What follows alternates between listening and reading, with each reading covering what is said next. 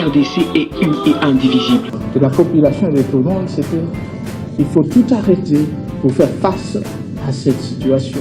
Et que nous ferons de cette terre richement bénie un réel havre de paix, de prospérité et de progrès social.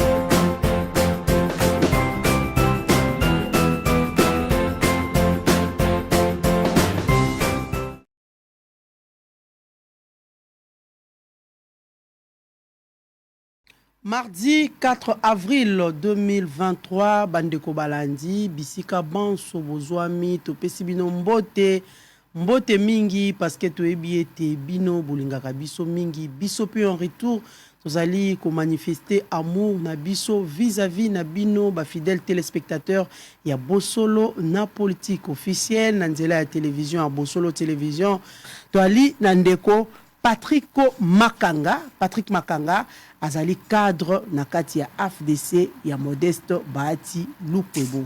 Voilà Mboka Patrick Makanga, bienvenue sur Bosolo Télévision.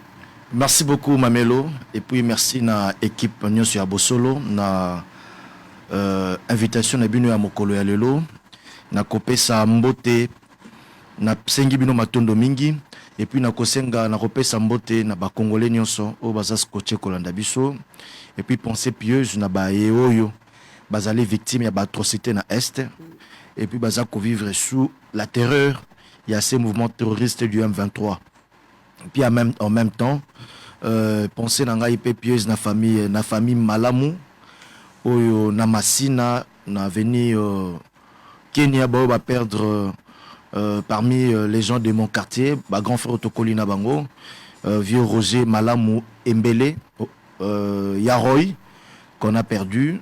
En tout cas, mes encouragements à la famille ainsi que mes plus sincères condoléances. Namayo et Salemi, nous sommes de cœur avec toute la famille et d'ailleurs nous avons été contactés. Tous se préparer tous à la prison.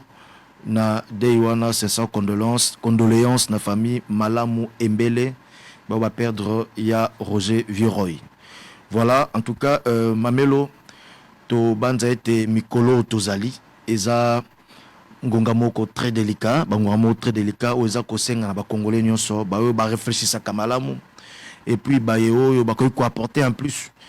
To se mettre ensemble pour na ko résoudre problème oza ko makambo zo le kana partie est et le Congo et à part cela, il y a aussi problème socio-économique au toza kokutana toza nango ces derniers temps parce qu'il faut pas tout beau ça n'a que à un moment il s'est fait makambo comme commune dans le local neti les choses ne sont jamais, c'est comme si l'état n'existait pas pendant une période le quoi l'état azalakate le quoi neti action politique à un certain niveau etikala kosa les maté etikala kosa la tête de telle enseigne comme aujourd'hui tu commis beaucoup plus face, il y a des conséquences, il y a des erreurs dans le passé, plutôt que nous puissions, plutôt en lieu et place, de bénéficier de l'action et à passer.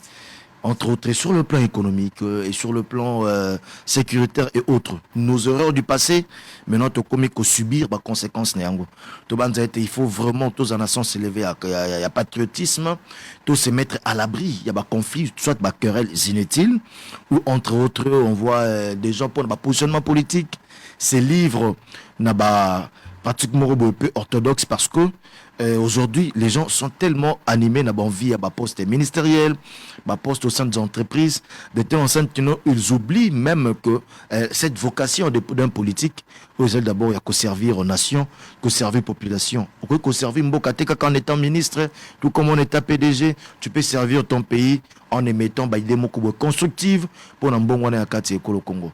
Mamelo na ko na éviter ce qui vraiment je suis obligé à quitter la maïs na Kati ya ma na quitter ce qui se passe na FDC ali avec je ne sais pas, mais néanmoins, tout banza été Ngongo Ezali, Ngongo et Belemi Ezali vraiment on a tous à beaucoup plus sérieux que versatile, tous à beaucoup plus sérieux que il réfléchit et puis tous à beaucoup plus sérieux surtout biso bayo tous à leader d'opinion tous à beaucoup plus sérieux plutôt que abrutir la population.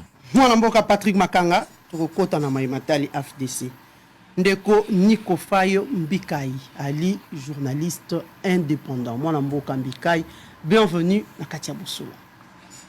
Merci beaucoup, estimé Mamelo, Napespin de Patrick. Non, il faut souligner que je suis promoteur du média en ligne combattant.net, site combattant.net et de Nicofa Télévision. Non, ce n'est pas France. Alors, combattant.net. Ouais, Congolais. Toi, na malobe belé à Koloba, mais tu peux perdre tenter. Tu vas un rappel national ou bako bengalelo yebelardo. Et tikali 259 jours pour la élection. Dans le but pour la fin ya mandat. 259 jours pour la maponomi. Ce que lingo tout nanga keno combien pour la fin ya mandat, zoaka nombre oyo tcha 35 jours, c'est-à-dire 294 jours et tikali pour la fin ya mandat. 1210 jours. Banda cop ya Covid ya ba o ba na copa Covid ba zo ba million ya Banque mondiale ba sundela cop wana na ba oyo ya C awa na ville awa Covid ya soute mais copa Covid et tikalika na ba aéroport ba o senga $45 $45 ce que ezate ba tunyo osana combien au pesi $5 au pesi $10 ba chelioso ou leki cop à tous les niveaux 700 jours Banda Michel Akoma Mokonzi ya gouvernement na Congo Kinshasa. Toali na 299 jours Banda Bunangana ya Patrick Bunangana na yo na oyanga ina peuple oya kolanda biso ekenda na Kinshasa kaka maloba. 72 jours Banda avion de guerre na biso Sukhoi et Ezo roquettes na zela réaction appropriée kaka communiqué na kuzo communauté internationale à témoin. Et il y a une situation comme maman, nous surtout que ça là, il faut que cela aille dans le sens il y a intérêt supérieur il y a peuple. Lobby nazalaki de centre na équipe Oyangai na commune en Sélé. Na quartier Nkama Singa Inga. Le 31 mars Bakoulouner Naba Machette, police nationale congolaise, police militaire, Bakitaki na quartier wana, Bakeko démolir Bandako Yabatu. Plus de 350 maisons. Na commune en Sélé, quartier Kama, Singa Inga. Wana na cadre et opération en coup de poing. Madame, est-ce que kuna coup de poing ezali ou bien c'est la barbarie à l'état? Quartier wana qui l'occupe? Mingi bazali ba enseigner à différentes écoles. Plus ou moins 50 écoles ba kabola ba enseignant ba bisika nyosona depuis 99-2000. Curieusement, il y a une certaine Mama wana kufa, balobi komo na ye Doula Lutete. Il se pourrait que Azalaka veuve il y a Timothée Moleka. Mais a kufa na 2019. A tikeri sikoyo Lometei Ilandu. Comment expliquer? L'affaire a existé bel et bien en justice du vivant de Madame Doula Lutete. Banda Mama Oya Koufa, il n'y a jamais eu encore de procès jusqu'à ce jour. Ba Congolais o ba kola la libanda par le temps qui court. Mboule Kobeta, pas si ekolongo ya noir et blanc, pas si ekomi ya canal Sats. Mutu akoluka lipa, enseignant o ba ko futa $380,000, yango 231,000, aliate Abana sukobet sa mutu pa place à kolala. O bobuka mama tilelo botonga wapi. Est-ce que le régime oyo et y a une logique de destruction ou bien il y a une logique de kotonga? Madame Babouka Zando awa plus de 3 ans. Batonga Zando. Alors toi comme on est en prise à l'état. Mais en prise à l'état, toi comme on appelle Rivière Bansoko awa. Soit qui na avenue Mondiba. Itex Africa. Rivière wana bako kondi sangoti. Bon monate. na nsima wana captage d'eau ya reçu des eaux eza mpo na nini bazali kokondisa wana ezali en prise à l'état te parce que bamubutise na bana na bango bazali kospolie sita bato ya Voilà, merci beaucoup Nico Faye. Nyote madame. On peut s'arrêter là. Nazali kolakisa lolenge oyo bazali komonisa batu pasi. Voilà. Ba famille nyoso wana. Bien sûr, ils reconnaissent que batu moko baya. Mais le dossier est pendant la justice. Mais ndenge dossier est pendant à l'époque il y a d'où la l'UTT. Banda mama wana kufa, il n'y a jamais encore de procès. Ndenge ni lelo qui a envoyé les militaires, qui a envoyé les colonels, qui a envoyé les policiers, n'a pas colonel, n'a pas machette. Voilà, merci beaucoup Nico Faye. Merci, le message est passé. Voilà Mboka, Wali Mopandi Sango venait de dire tout à l'heure, Wali coordonnateur, s'il faut dire, il y a combattant.net. Voilà Mboka, Wali Mopandi Sango. Makambo et Outé Koleka na Paris, j'espère que mon akiango avec le président Yassissak.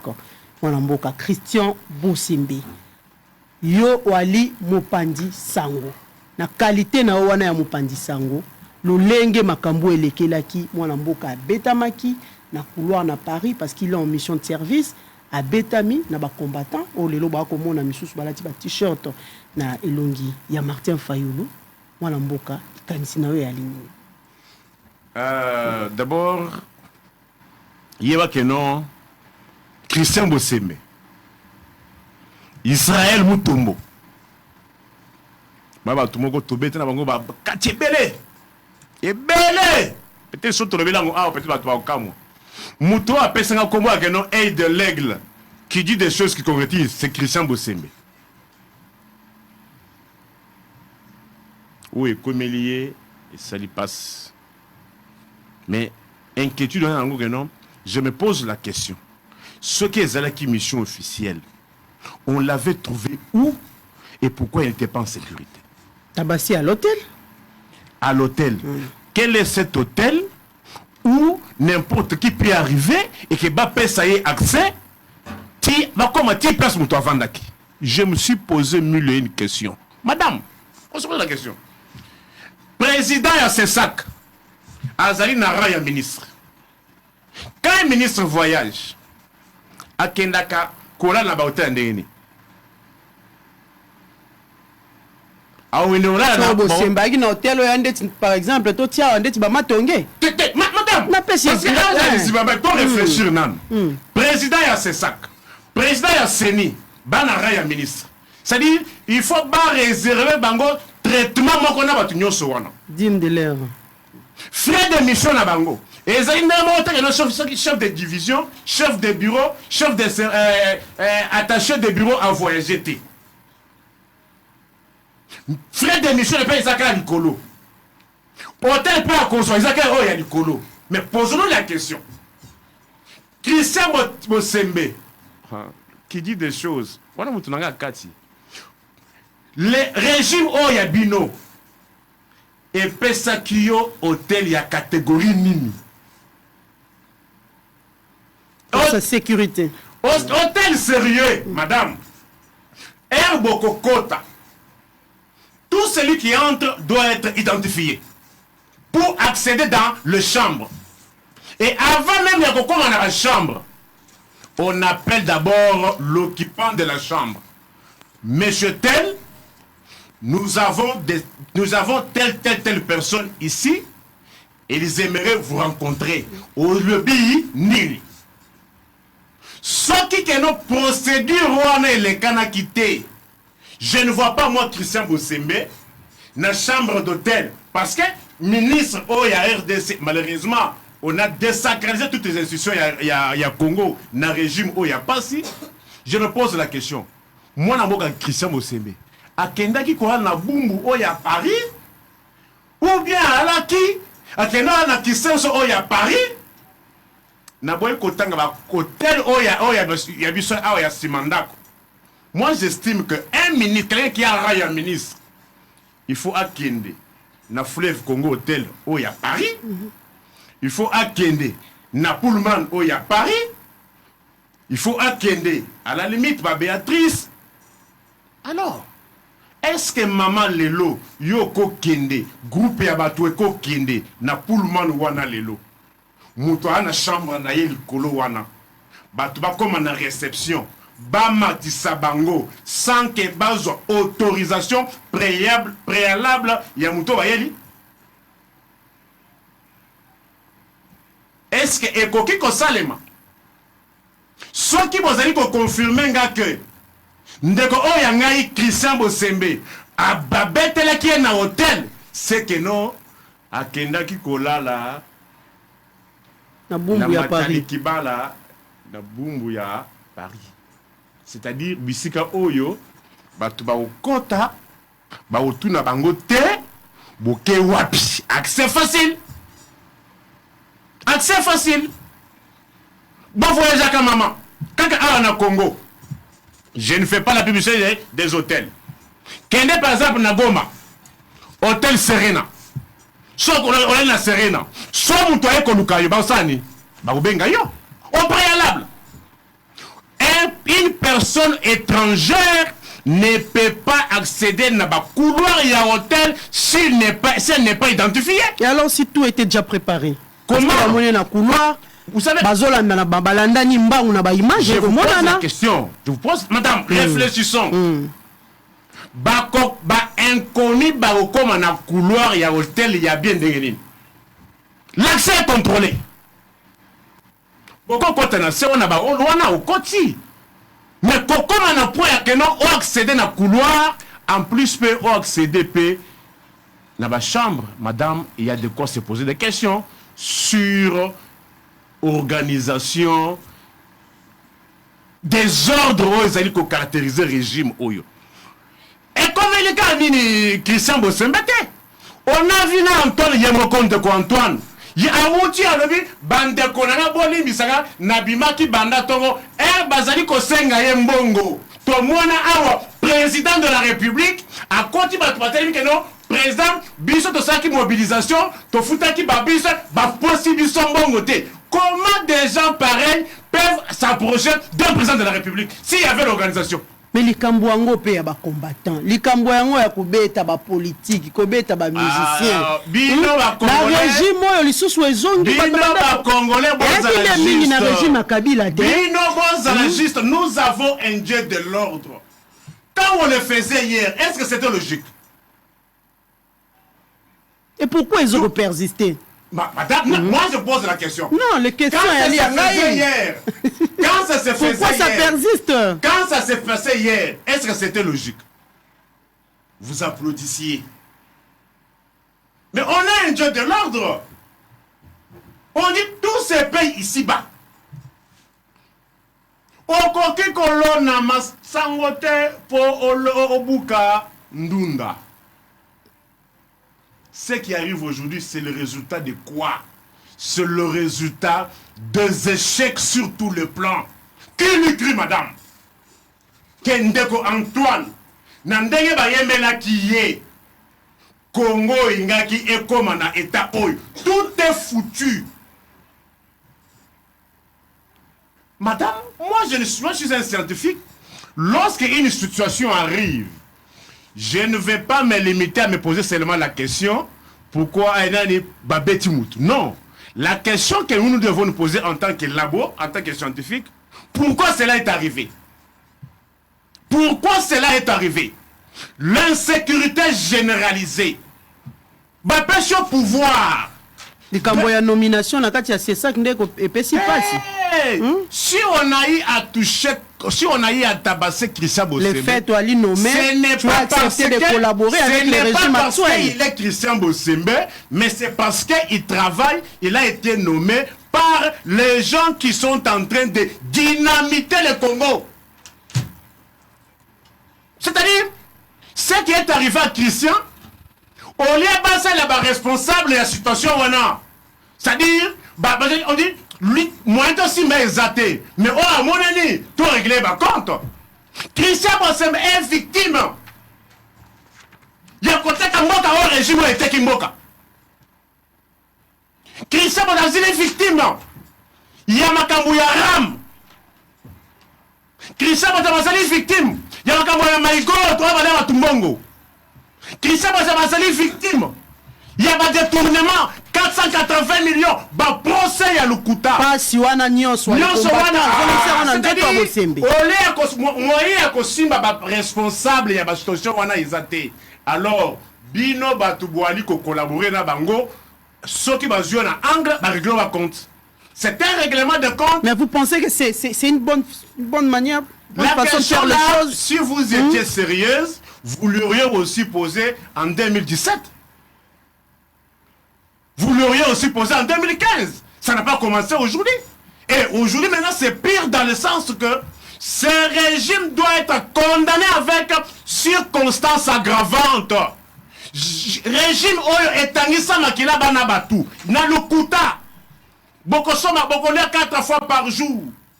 Policier, boko zoma teni. Boko za $400. Policier tilelo. Ata teni ya pas matikala ko zoate. Babengisi banaba, tu as Congo Robimba, 2500 banaba. Voilà, 1 minute. J'ai fini par là. Est-ce qu'on est biqué? Régime ya bakidjan fuka oyo.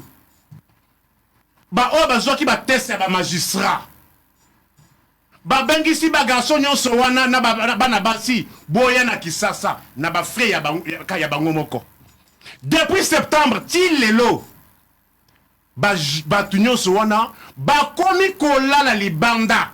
Ba oyo bazoki test ba magistrat qui régime bingisa bango na Kinshasa ba former bango ba la discussion pratique ba oser la ordonnance mais lelo 2500 personnes muto uti bunya muto uti ngandajika muto uti kakapchoj muto uti ndunda butedi muto uti jokopunda sans famille ici sans logement sans restauration a commis kolala libanda. Je l'ai reçu hier, madame. Libanda wapi na 12e régime bazali kolala libanda bazali kopesa bango écoutez otali na monoko ya o akozala magistrat lobby a sokola kalisusu te mususu lobby babengandi ye bisika memaki ye atikala jamais collé à Safou. Merci beaucoup. Ye atikala jamais collé à Safou bakomo pesa ye fufuna Safou. Merci Nico Faye. Merci. Mwana mboka Patrick Makanga. Likambo elekeli Christian Bosembe, président de CESAC. Lolenge ba beta kiye, nenge ba lobby, ba musu ba bi na couloir, ba musu ba bi aki juste à l'entrée de l'hôtel. Mais epesi pasi po ba raison ali que nomination ya mwana mboka, le fait d'accepter la nomination, c'est une façon pour lui de collaborer avec les régimes en place ou ba combattants ba lengité. Ndeko Nikofa Ali Awa alobi tous ces pays ici bas tango elekaki na 2015 tango elekaki na 2017 boloba kité na régime à Kabila. Pourquoi tango ekoleka na régime ya Félix Tshisekedi et bandi ko déranger? Vous avez la parole. Merci beaucoup Mamelo na malobo pesingai na motuna otuni tango otuni même motuna pas ndeko Nikofa omoni ete ndeko Nikofa azalaki loko on était contradiction ya yemoko. Abandi d'abord par reconnaître Moutunaye. Là, c'est ce qu'on appelle les sentiments. Oh, Moutunangaï, Yakati, Tosala Makambu. Ici, les gens qui sont en train de nous suivre, ils ont besoin de sentiments, ils ont besoin d'émotions, ils ont besoin de raisonnement objectif. Moutunangaï, Tosala Mambakati, ceux qui ont lobby à Batouakokamwa. Mais ça, sont vos histoires, vos acquaintances. Ce sont vos histoires personnelles où ils ont soulevé à mon Nesiko Tozali. Vekaza Moutunaye, Ndavandi a réfléchi, mais non, malgré qu'il Moutunaye, malobi que régime, il faut condamner dans circonstances aggravantes. N'a retenir Moana. Ça veut dire quoi? Il fallait pas bêter de Christian Bosembe. Il fallait pas bêter Bongo, et ça, des circonstances aggravantes. Il y a condamnation à régime. Alobi que question yo tuni mokwalo folo tuni on a 2015, 2016, 2017. Donc ça veut dire que ndeba betin de Christian Bosembe il est d'accord. Baloba était violence et coquille cause la justifier te ata mokete sous toutes ses formes quelle que soit la raison. Quelle que soit la époque. Abi c'est le résultat, il y a régime, il y a échec. Quelle que soit la époque, violence et cause à justifier te. Les revendications ya bateau wana. Oh, soi-disant, combattants. Moi, je pense que l'endroit indiqué, bon, faut voir ça, là, ils allaient payer cacao. Qu'ils viennent ici le faire parce que Monique Baza Makas, c'est pour monter ma biceps. Fallait baya a on a 4 écoles au Congo. Moko wana lati polo ya Martin Fayulu a yi penza ali sportif hein. Oui, ça c'est bien. D'accord, mais il y a kawa. Tout mais quand ko sena ba Makas c'est ba bonne cause. Mais ce n'est pas n'a pas procédé lâche. Attaquer un homme au Bobi Kaza sans défense. Boye belé bo attaquer, bo bêtier. Et vous dites que non, voilà, nous sommes combattants. Non, vous n'êtes pas combattants. On est pas combattants, il y a cause perdue. Ça ne peut jamais se justifier. Ego se justifier. Tout le monde a bandé qu'on a biso, soi-disant combattants, va organiser une conférence, débat détail. Va publier, va idée. Il y a malonga, il y a malamu. Le monde des villages planétaires. Toso la kana bango. Loko on est tous en aobo mamelo zali boso nangai. Ba idée ni ya malongo bon ba nango d'une manière ba idée moko constructive au lieu qu'indako. Ça c'est du banditisme. Ça c'est de la barbarie. C'est de la barbarie, c'est du banditisme. Ba mec un peu ko exceller balongo na méthode animale. Ba qui na méthode ya ba réflexion. Persistance wana ali dire quoi? Non mais là, on est la régime ya Kabila, ça s'est fait comme ça. La violence, et le musicien et les politiques. La violence est une expression faible. Donc, bande qu'on a biso on a juré fidélité na faiblesse pour ne pas procéder à la méthode de violence. Non, non, ça c'est condamnable. On condamne la violence. Ce qui ba revendication ya malamu ezali obozana yango ba méthode réfléchie, ba méthode ya batu ezali pour nako émettre yango plutôt qu'aller connaître les gens. Et d'ailleurs, Mamelo, depuis qu'on dit Kobeta Batou, ça a apporté quoi? Ça change quoi? Concrètement, Kobeta Napoto. Le vrai combat a été gagné ici. Ici, au Congo, quand la population se levait comme un seul homme pour dire non, là il fallait dire non, des changements sans limite au niveau interne. Babi Tumbana, on a Kobeta Batou, Makouf, tout ça d'histoire, cela n'a rien apporté. C'est que le tendance, combattant pro Fayulu, parce que les premiers combattant pro Tshisekedi. Les premiers que tu as dit que beaucoup de choses comme Pekoleka, tout il y a Makamboana, corruption et autres, tout ça d'histoire. Il y a Kizana Batumsusu qui du reste n'a même pas caillou. Il y a Moussala Naezanini, Basoudoua Yakaye, ou APC moi 200 €, qui nous régler par contre pas un tutel à Keiko Salayango. Parce qu'on a aussi de nos frères là-bas qui ne font rien. Que non, peut-être moyen qu'il y ait des cailloutés parce que là-bas, nos frères, la plupart des cas, sont en train de souffrir. D'abord, bateau, hypothéca, nationalité, pas nationalité étrangère.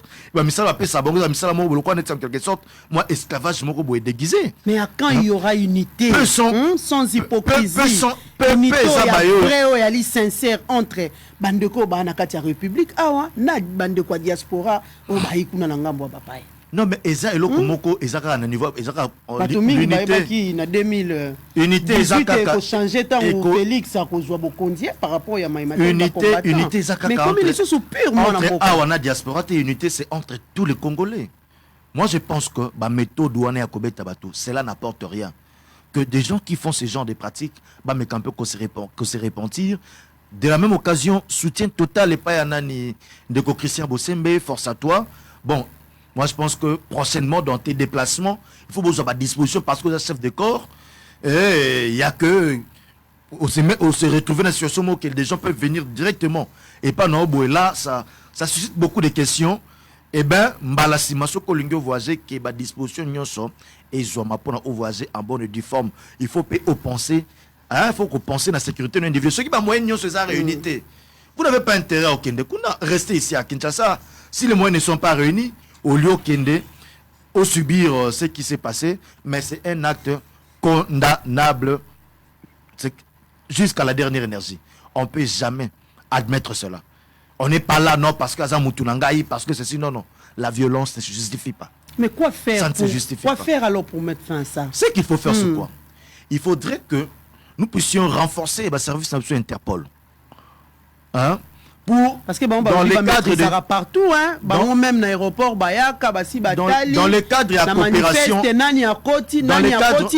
dans les cadres de la coopération, dans les cadres de la coopération entre États, moi je pense qu'on peut renégocier pour que nous puissions mettre un terme à Jean Abiloko. Mais malheureusement, la plupart pays à Congolais parce que il n'est pas congolais. N'a pas papier c'est ainsi a changé nationalité. C'est un belge, c'est un ceci ou c'est un cela. Donc pour dire que pour na bayo bazano na nationalité congolaise, faut tout renforcer coopération, bientôt définir dans des termes clairs coopération option na pays yo na kati na bango bazana ba pratiquant on a banditisme pour que nous puissions à la limite même extrader. Extrader les bisous. En plus, ils sont identifiés. Bien évidemment. Bosembe a déposé qui plainte. Oui. Quant à ceux qui sont belges, français, je ne sais pas quoi, que leur pays prenne aussi des dispositions idoines pour protéger nos frères congolais. Vous voyez? Parce que M. Bomona Webi, comme on est Yamambweni, Yamambweni, Aza français. A changé de nationalité. Donc c'est un sujet français. Et que la France maintenant doit aussi nous garantir toujours, dans le cadre de la coopération bilatérale, doit garantir ou soit assurer la sécurité de nos gens qui sont là-bas. Quand il président, il y a domaine audiovisuel français dans la RDC. Makamaboué comme Elaye. Mais c'est dangereux. La minute à la une, il y a l'actualité de telle enceinte que non, il y aurait une forte pression diplomatique. Moi, je pense que sur le plan diplomatique, on a un travail à faire. C'est ça le travail à faire. Il faut travailler dans ce sens-là. On a des services Interpol ici. Moussa le Seigneur, on a pour traquer tous ces mondes-là. C'est pas seulement traquer des véhicules, tout ça d'histoire, des véhicules et autres. Moi, je pense que l'Interpol peut aussi traquer. Bazan identifiable. Ce sont des gens connus, surtout en Europe, basés dans le système. L'Europe, différence n'est pas que l'Europe a un système. Si tu as le visage et le nom, il y a mon tout. Donc, on retracer. On facilité, on retracer. Donc, pour dire que la France doit prendre des dispositions pour Congolais, extrader Bangwa ou la juger selon la loi congolaise, à la limite, ou carrément, français, et que le gouvernement français prenne des dispositions nécessaires pour commettre fin à la pratique. Sinon, on doit peut-être dans les jours à venir réfléchir sur comment couper nos relations avec ces gens de pays où leurs habitants congolais d'origine soient-ils, se comporter très mal envers l'officiel congolais. Mais j'insiste et je persiste, rien ne justifie la violence. Ça c'est sûr. Et entre la question de Christian Bosembe et en tout cas soutien total, chers compatriotes, on t'attend à bras ouverts ici au Congo. Il y a un aspect, Mamelo. Faut chuter. Il y a un aspect, oui, en train de chuter. Marché de la liberté. J'ai reçu beaucoup de comptes. On vient même de me rappeler ça tantôt. Il y a l'administrateur du marché de la liberté. Nalobi Eloko Mbala Nambala. Bateau bazan entourage à Mokonzi Mboka. Botala, bofongola miso pour na bayoyo, bazana kati, bayoko bata manakati à partir de Congo Bila. Parce que marché à liberté, niveau salitué comme bangba teka. Terrain, ndambu ya terrain à marché à liberté côté Breme Bandé ko ça entraînement balingi bateka yango. En tout cas, administrateur ya marché à liberté, c'est ACP, KKP, KBA Pindi Passi. C'est monsieur Azali Kokoka Ata Mokete à gérer le marché de la liberté de telle enceinte que salité à Rosaranate. Administrateur ya marché à liberté, agent ba service d'administration marché à liberté, sali ceux qui 9 mois n'a payé un paiement donc ba foutamité. Agent en sécurité à marché à liberté, ba foutamité. Poubelle. Donc, Bandeko baza tout autour, ya Mokonzi Mboka na présidence. Bandeko yo na parti ACP en deux. Na famille nini moko non, regroupement politique moko te. Ba fongola miso na bino parti bateau mingi baza na kata parti politique ngombe parce que ndeko jango yewana a oti ko démissionner. Toujours dans des histoires louches. Yepenani ACP en de Congo Bila. Ndeko kabe apindi pasi. Yewana lelo azobo marché liberté wapi ACP en de Congo Bila. To banza ete il faut vraiment ba mesure nécessaire ils ont pour partager na bango bilan moi na ko bengana administrateur ya marché liberté union sacrée ezalaki sur base ya partager na bango bilan te union sacrée ezalaki sur base ya ba principe il y a état de droit et puis il y a bonne gouvernance ou que population il faut au centre il y a ba intérêt politique. Est-ce que mambo ça na carte marché à liberté population ça se retrouver non quartier 12 en Bombo marché de la quartier 12 en Bombo ba quartier 12 quartier 11 Nanjili ba on se retrouver non ngungeko makasi na ba quartier wana bana baza ko bela ba malaria bongo akisi wana tangu baki ba ba poubelle esali ba montagne kobongisa yango te tant poubelle esali ba montagne l'État ko inaugurer une partie non wana ezaki partout ezika ki ba réhabilité tant poubelle esali ba montagne prolifération ya bangungi prolifération ya banzinzi et là c'est au détriment de qui? De la population. Donc il faut chasser l'administrateur à Marshal Liberté. Parce que Marshal Liberté, vous pensez qu'il faut changer de tête ou bien c'est le système où il faut persister et ça passe? Il faut qu'on change la tête à Marshal Liberté dans tout le système de l'union sur l'administration. Monsieur Kabéapin n'est pas à la hauteur. Nous avons dit ayo bata mana ACP ndeko ngobila pona mbela chef de l'état Fachi na Fachi béton à béton ndeko zango il pareil yewana ba soupçon grave il y a des tournements en Mbongo. Il y a ville à Kinshasa. Mais bino na bino te wana bila moko ndeko makanga. Ayeko démissionner. Bino na bino makanga. Wana bila moko. Écoutez, mamelo. Population au hasard au talabiso azana couleur ya parti politique parce que souffrance ya population ezana couleur à parti politique. Voilà, merci beaucoup. Mutumo côté. Merci. Mutumo côté ko zoaro prétendre qu'on soit monopole. Voilà, merci beaucoup. Il y a la population parce qu'il s'est dit être dans l'opposition. Nous tous, nous sommes issus de ces souches là. Marche la liberté là, biso ndobeta.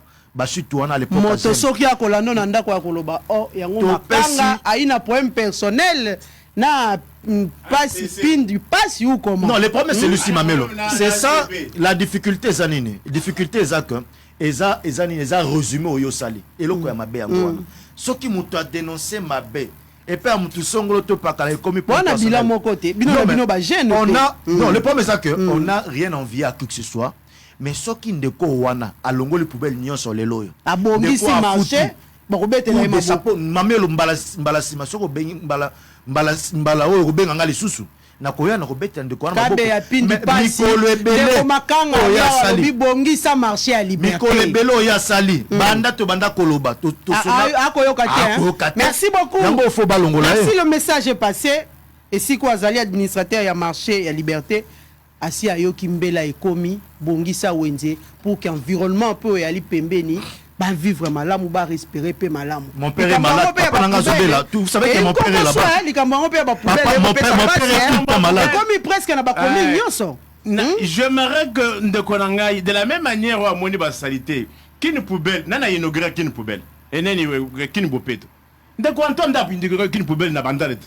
Le papa Ndeko Antoine yondo inauguré qui makambo kini bopeto ça la salité pourquoi le papa wangote Ndeko Niko fa zo comprendre le côté et le peuple a senga le ballon le bac non s'il vous plaît Ndeko Antoine yondo inauguré kini bopeto na bandal lelo qui ça c'est yiwapi yo le bilika liberté je comprends c'est un cas parmi tant d'autres okota gambela mais zando bobuka maquette etikala et l'autre tokomi wapi o 14 mois tokomi ya 40 mois bobuka zando oswa ndenge na zando bobuka toilette le za wapi mais bozoka ba $20 $30 na ba meso bokabolaka bana toilette na zando awa bako tonga moto ya c'est pas les kaki wala kaki biso maman d'ici novembre tokomona misala ba futurologue ba manino madame benga presse nyonso koya na cérémonie wana ya inauguration ndenge zando ekotongama madame osoko yo koti kuna mikolo banda babuka zando osoko na zando banda babuka troisième année yango yo koti mikolo na zando nazo pesa yo indication place au kokuta bachaka panneau croisement Kasavubu na Rwakati. Panneau nini ya ba travaux? Ah ya ba travaux. Moussala ni à l'état encore seulement 100 panneaux. Moussala sont à l'état bon je le comprends. Ba mubutis na ba bango batika na ko mibe côté. Croisement ba kabiliste nde ba yebi mibeko. S'il te plaît. Ngai na lobi boye. Je suis zaïrois congolais. Na yebi à l'époque du Zaïre. Mais ba FDC, ba kabiliste. Ba FDC, ba kabiliste. Alors, néanmoins, c'est que je sais. On a commencé à parler de la Constitution, passer au référendum. Quand on parle élection, on parle cour constitutionnel, cour de cassation, tribunaux de commerce, tribunaux de travail. On connaît au moins la séparation des pouvoirs. On sait que la police avait un budget, l'armée avait un budget, bancarisation. On sait à quel moment ça a été créé. On sait au moins.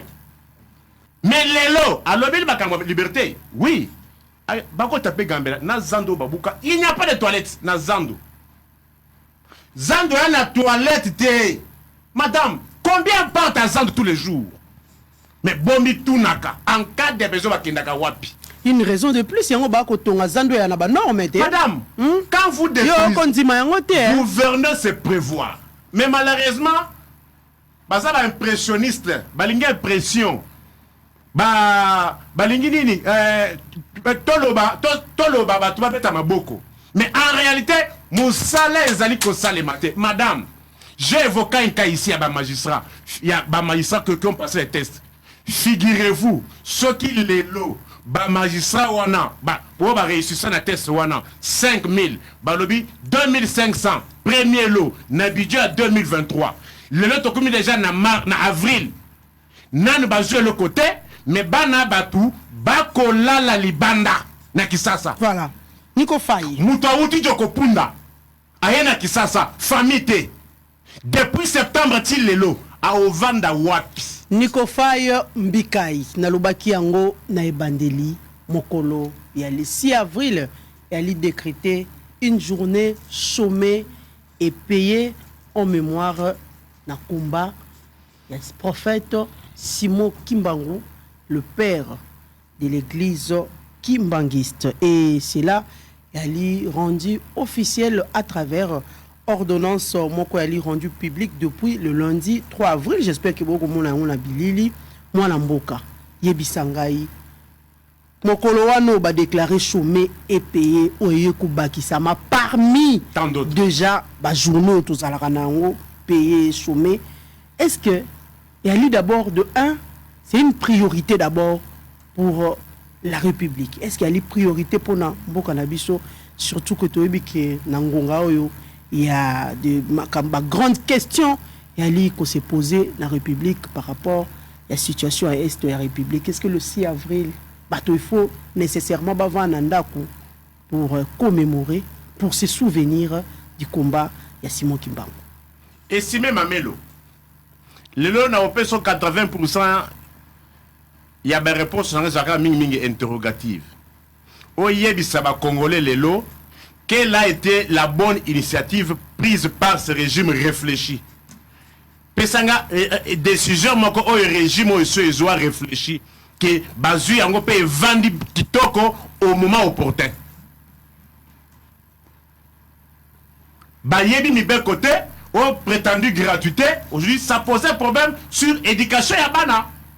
Bah grève l'équi, et comme à la fin de l'année, bah kaboli bah papier. Ça impactait la qualité de l'enseignement congolais. Il y a des écoles aujourd'hui, on a continué à payer l'argent. Mais bah pêcher au combat moussous. La province coûte Kolobate, bah grève l'équi. Est-ce que cette décision était réfléchie? Je viens de dire ici Zando. Est-ce que c'était réfléchi? Des décisions populistes pour des raisons électoralistes. Prioritaire, il y a Congolais les Akini. Raison électoraliste. Mais oui, c'est pour s'attirer la sympathie. Il y a Bandimi, il y a Bakimbangi, ça c'est tout. Dès qu'on entend, ce qui l'intéresse, c'est le pouvoir, point barre. Baza comme on va Congolais. C'est pas le peuple, moi, Mboka. C'est là. Bazali comme on va Congolais, na est, on sowana. Yo sowana. Alors, qui va Congolais, ok, le gouvernement na est. À ça qu'il n'a pas combien de fois. À quel le gouvernement est. Insécurité, on a comme Muntu. Le fleuve Congo est comme un problème.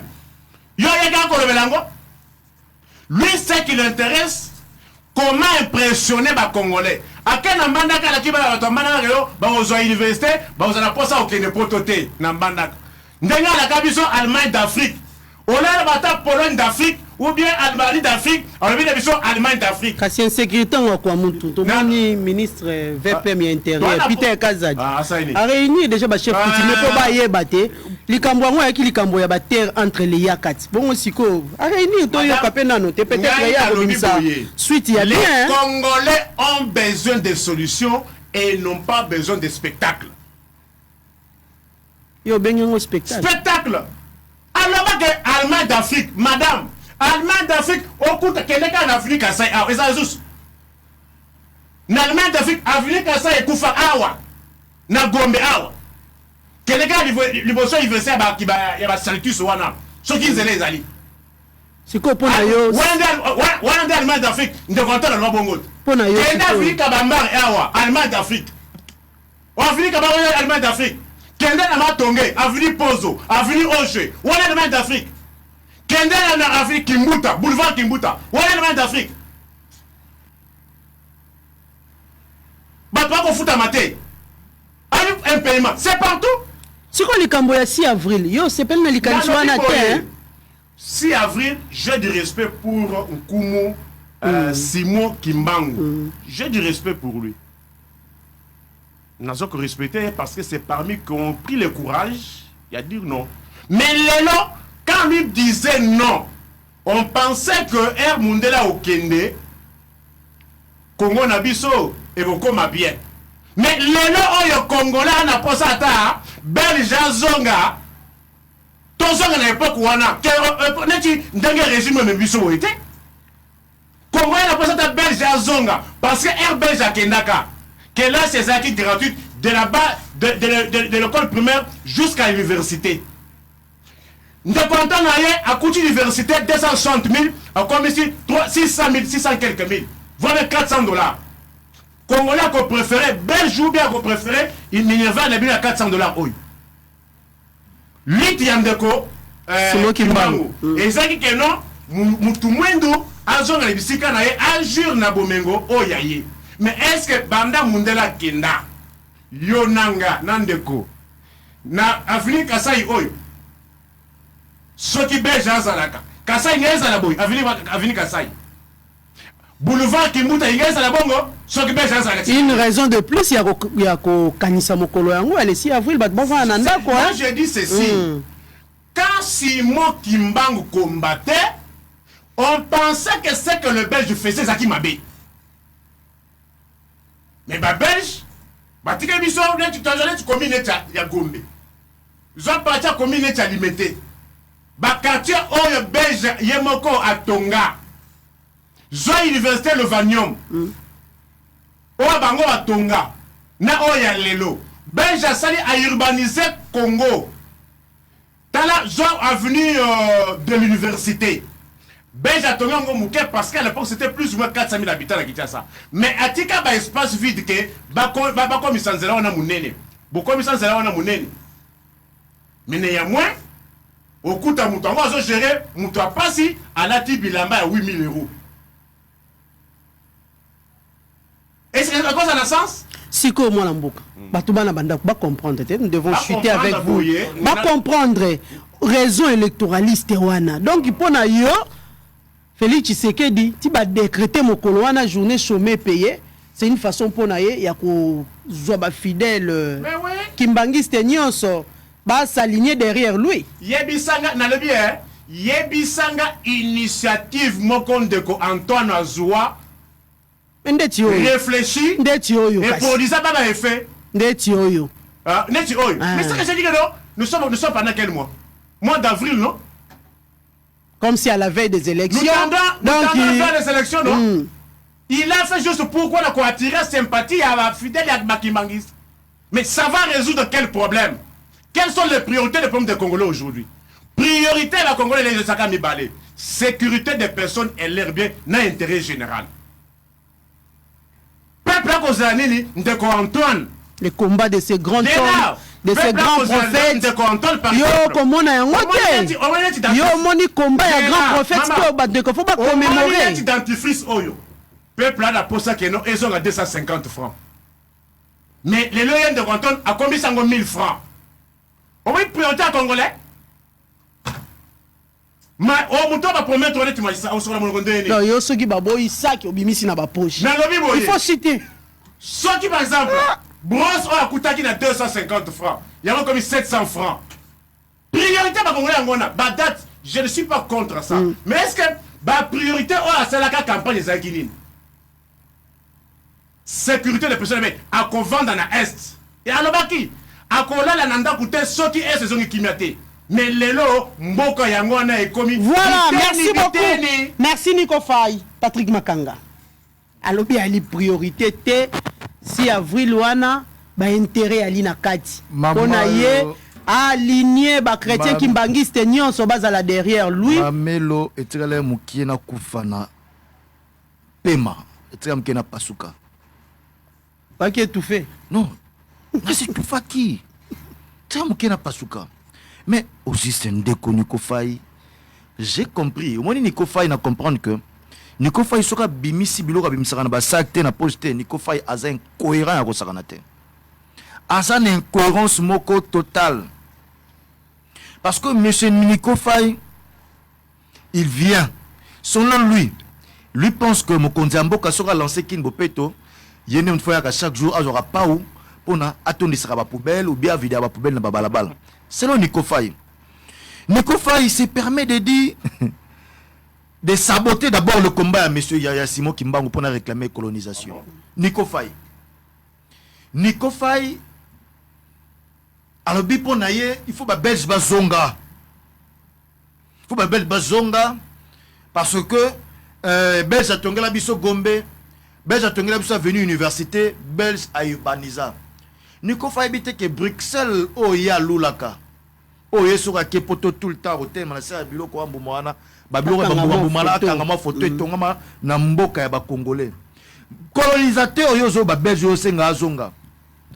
Batumsusu bakoko na biso musu bakufa na loboko ndambu bakate loboko ya mobali parce que ayaka na kilo moko te reki ya caoutchouc mais ndeko Nico Faye le senga colonisation yango pona ya bindeko alobi date à le 6 avril eza nini eza dérisoire voilà terme esangela ki aloba pona eza dérisoire eza na tina te autre donc azo saboter combat ya ndeko Simon Kimbangu pendant que Azo faire partie naba héros nabiso au bas militaire pour l'indépendance qui ont su à un certain moment à dire non na colonisateur ou avec la méthode moko ya mabe Nico Faye aza ko bois ka ba fleur na système éducatif ya ba belge oubliant que ba belge tindenge bazok to comme na années 60 bazaki même pas mesure ko bimisa universitaire congolais ata moko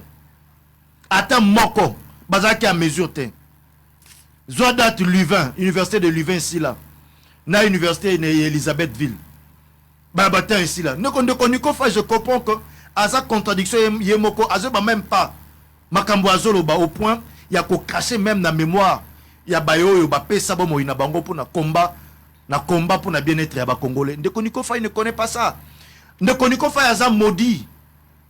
À laquelle a mis ma bendenga zona parce que ce qu'on doit reconnaître bateau té ba hypothéca vie na bango pour le Congo en quelque sorte et ça malédiction je comprends pourquoi azana ba contradiction obi décision moko réfléchi initiative moko réfléchi il y a système système de gouvernance en place ndeko Nico Faye boss na projet 145 territoires zo comporter ba fruit na Kasangulo ya pamba oyo parce que tu ko boaka tu ko jeter beloza wana système tant que tozalaki na époque na n'époque ya Kabili obi keno bancarisation na mono zo kumisango bancarisation nini otangi sou ni bancarisation bloko to kumisa na système ya Kabili o ezaki entaché na ba irrégularité belé parce que mbongo bakanga ya bancarisation et loko sala to ebateti lelo oyo so bosana que na Kasangulo ya pamba Kasangulo eza pembe na Kinshasa to kendra na voiture bana bande ko tanga na mabele bureau administratif ezala quitté bureau administratif au Kenya bureau administratif na moi territoire oyo ezala quitté bana akita ça botanga na mabele na Kasangulo ya pamba o j'ai des amis ingénieurs oyo batindela ngai ba élément nyonso na ba photo preuve à l'appui ya misalo ezo salema ndeko tu rêves ozo rêver initiative na soko beza mabe na bana wana ba souffrance ba nyonso ba souffrance ba nyonso ya mutu no parce que bano ya yonde c'est qu'il faut pas souffrir bongo bango ba condition bongo bongisama nde mokonzi mboka za ko sala ndeko Nico Faye il faut kolongo la confusion na kati ya mutu na yo na comprendre style na yo ozalaka un peu moi cohérent ignorant tobe misakaba dentifrice tobe misakaba baba brosse à dents mais ndeko Nico Faye ne bandeli ya maloba na loba ke yo za scientifique. Je suis un scientifique, je vais poser ma question j'avais bien écrit, je suis un scientifique, j'aime poser la question de savoir le pourquoi de cela, le pourquoi cela est arrivé. Mais ndeko Nico Faye, tant que baki bongo, est-ce que mituni pe motuna ko ba pona nini dentifrice et mati prix ou bien eloko songo to parce que le mati prix autour mituna le pourquoi na yango parce que pona yo ndeko tiseke ya mati si prix ndeko tiseke ya mati si prix à biloko. Est-ce que vous évitez que dans l'économie du marché les prix des biens et des services est relatif, oui bien côté. Les prix des biens et services est fonction, il y a loi de l'offre et de la demande. Il y a que s'il y a plus d'offres, peu de demandes, plus d'offres, plutôt peu de demandes, biloko est kiti. S'il y a moins d'offres, plus de demandes, biloko est mati. Parce que biloko la question gouvernement tassala est en côté. Gouvernement matisi nini matisi ba taxe douanière de telle ensemble que biloko est matapri. Le gouvernement a changé de structure, il a prêté. Ndeko Nico Faye. Donc, ça ne sert à rien de passer le temps à abrutir les gens. Ça ne te coûte rien à prendre de la hauteur pour nous mettre les solos, pour faire comprendre que non, tu as une économie, un système économique, un système économique du marché. Or, dans l'économie du marché, le gouvernement ne fixe pas les prix des histoires sur le marché. Le gouvernement, selon Jules Pain, le gouvernement, il est là peut-être pour influencer la concurrence, pour renforcer la concurrence. Mais quand tu viens, tu le mati si biloko et mati, je comprends, c'est une approche populiste. Tant que je mets ma solo approche populiste, électoraliste, mais ça yo. Parce qu'il faut qu'on explique tous les pourquoi. Bouteille à maï oyo, ou bâtir des sur la messa, et ça qui 300, et comme 400. Il faut qu'on explique que soit il y a eu un problème, il y a eu plus de demandes que d'offres. Quoi plus de demandes que d'offres? Est-ce que le gouvernement t'a ça la maï là? C'est le gouvernement? Non. Donc pour dire que le gouvernement c'est comme un arbitre. Dans ce sens-là. Le gouvernement n'est pas partie prenante de l'économie du marché. On Jules Pain, on va t'expliquer le fonctionnement de l'économie du marché. Il y a que quand c'est le gouvernement, le gouvernement là le gouvernement a changé de structure. Puis ça a changé en côté. Donc il y a c'est un débat de caniveau. Et ça débat il y a abrutissement. Où ils ont évolué. Même des gens qui ont fait l'économie se moquent de toi à chaque fois quand tu viens avec tes histoires quand tu viens faire du spectacle. Tu es bon pour du spectacle, tu es bon pour comme un clou du spectacle. Mais scientifiquement parlant, apparemment tu es perdu.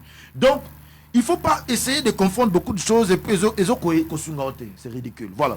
Donc, Mamelo, comment on était nous, de l'Union sacrée, nous pensons qu'on doit reconnaître tous ceux qui ont eu à militer pour ce pays. Nous devons les reconnaître. Ils avaient leurs défauts. Mais leur côté fort, on a vu que c'était leur amour, abdication de Bango pour nous servir au pays pendant que nos populations souffraient. Pendant que le Congo était comme une parcelle des individus, d'un individu, Léopold II, qui en faisait tout ce qu'il veut avec des bonhommes dedans. Oyo, Congolais belé bakoufa parce que c'est une histoire. Il y a ce tangi histoire, même Nico Faye dans cette histoire pour comprendre que non, 6 millions de Congolais bakoufa avant 1960. 6 millions de Congolais bakoufa à cause des actions et la colonisation. 6 millions de Congolais. Alors, si Nico Faye accepte cet état de choses pour la colonisation dans la carte au Congo, tant mieux, il a ses raisons, mais raison vraiment raisonnable. Il y a que quand tu es là, tu dois comprendre que le gouvernement, par exemple, tant que tu es mati, il faut se dire qu'est-ce qui a fait que le taux augmente. Parce qu'aujourd'hui, Mamelo, aujourd'hui, au Congo, on a des gens qui bloquent des vies chez eux à la maison. Entre autres, Nico Fayobo, qui a 20 000 $. Des gens qui bloquent des devises, et surtout que la plupart des politiciens, qui est même à Dubaï, la plupart des politiciens, la plupart des politiciens n'importe qui a Kabili, surtout au plus haut sommet de l'État. De telle façon que Boba a mis vu que l'homme qui sa politique ça va faire. Vu que Boba a mis la possibilité, il y a que bloquer des vises, bloquer des vises à niveau pour créer rareté dans le marché et puis influencer l'inflation. Donc, il faut savoir les pourquoi des conséquences. Donc, les faits alliés, mais il faut ni ça les bisoto comme Ce qui comme on attend de Koniko Faye, tu ne peux pas appeler pour de grands débats. Tu ne peux pas appeler pour des grands débats. Il y a un valise nayo, au bimisi dentifrice, au tiers, je t'explique que non, nous sommes dans une économie du marché. Donc, il faut qu'on comprenne que non, à un certain moment, il faut que tu prennes un peu de la hauteur, voilà. Je pense que tu en as eu, ce qu'il faut. Mais pour la guerre, il y a Est. Il a un peu embrassé beaucoup de choses à la fois. À côté de un magistrat, et l'autre un magistrat par exemple. Mais un magistrat qui n'est pas encore engagé. Un magistrat, tu as concouru dans un coin. On t'a dit qu'il faut être au lieu de ton affectation. Au lieu, plutôt, être à un endroit. Donc il faut que l'entreprise... Le bagage est dans le sens, quel endroit? Tolérance, hein? Tolérance, Nico Faye. Voilà. Nico Faye, il s'agit. Il doit terminer d'ailleurs. Quand vous le Moutuba recruté, on a Moussala Songolo, Topa Kalaba, parce que non, Moussala, Orosalana, Kinshasa, Orosalana, Bandundu. Jusqu'à aussi longtemps que signé dans nos contrats dans l'État, l'État nommé yoté, tu dois te prendre en charge. Wana est normal, peut-être dans ta... Je ne sais pas si tu as eu à travailler quelque part. Mais il y a pas que ça tout à fait normal que Mouton n'a pas engagé été. Même si Aza envoie, il y a recrutement, il doit se prendre en charge. Il doit se prendre en charge jusqu'à attendre son engagement proprement dit. Mais je t'informe que pendant magistrat, ils ont déjà aucun défaut. Bon, magistrat militaire. Ils ont déjà enregistré Bango, aucun défaut. Parce que j'ai aussi des frères qui ont été retenus magistrats, qui ont été retenus, puis plutôt qui ont réussi dans le concours. Bon, c'est la nomination. Mais en attendant la nomination, mais tu dois te prendre en charge, Nico. Voilà. Merci beaucoup. C'est un faux débat. Écoutez, Nico, c'est comme un collectionneur. Les collectionneurs à Balabala,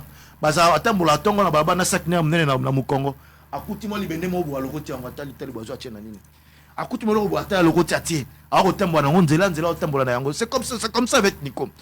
Nico ramasse des choses dans Balabala, comprenant ni la tête ni la queue, juste parce qu'il doit parler. Il vient, il raconte sa vie, Voilà, merci beaucoup. Merci Patrick Makanga. La République démocratique du Congo a décrété le 6 avril comme une journée et cause à la fériée aux populations congolaises nyonso à reconnaître combat et à Simon Kimbangu na conscience africaine selon l'ordonnance les confirmant ou qui publié depuis le lundi 3 avril. S'il faut rappeler avec la petite histoire, Simon Kimbangu est né le 12 septembre 1887. Simon Kimbangu est mort le 12 octobre 1951. Simon Kimbangu, Obokomona, Tatoala Tibilamba wana ya Basaki, azalaki l'un des prédicateurs PAki précurseurs et à lutte pour l'indépendance. Et Ali à la base depuis 1921, il y a un mouvement religieux qui deviendra plus tard le kimbanguisme. Beaucoup mon alelo église ya kimbangiste bandeko balataka vert blanc pour aller prier.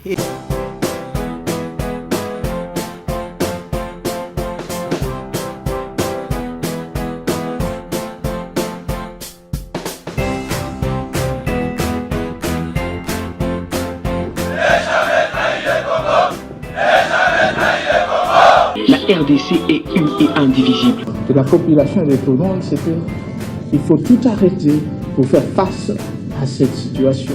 Et que nous ferons de cette terre richement bénie un réel havre de paix, de prospérité et de progrès social.